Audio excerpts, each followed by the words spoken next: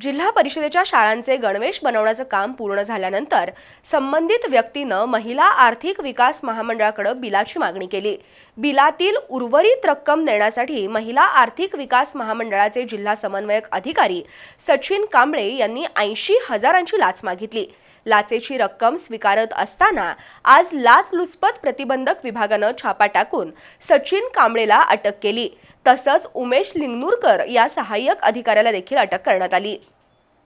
कोल्हापुरातील एका गारमेंट कंपनीकडून जिल्हा परिषद आणि खासगी शाळांचे गणवेश बनवण्याचं काम केलं जातं। त्याची बिलं महिला आर्थिक विकास महामंडळाकडून काढली जातात।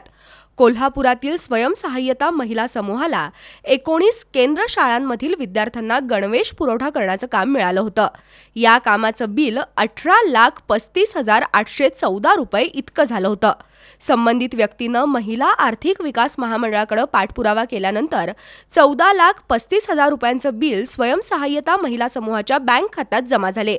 उर्वरित 4 लाखांच्या बिलाच्या रकमेसाठी महिला आर्थिक विकास महामंडळाचे जिल्हा समन्वयक अधिकारी सचिन कांबळे आणि उमेश लिंगनूरकर यांनी 80,000 रुपये लाचेची मागणी केली। त्याबद्दल लाचलुचपत प्रतिबंध विभागाकडे तक्रार आली। पंचांसमक्ष पडताळणी केल्यानंतर आज सापळा रचला होता। लाचेची रक्कम स्वीकारण्यासाठी आज उमेश लिंगनूरकर हा पद्माराजा शाळेजवळ आला होता। तिथं पोलिसांनी लाचेची रक्कम स्वीकारताना लिंगनूरकरला रंगेहात पकडलं। तसंच यातील सूत्रधार सचिन कांबळेला देखील अटक करण्यात आली। या दोघांविरोधात लक्ष्मीपुरी पोलिसात गुन्हा नोंद झालाय।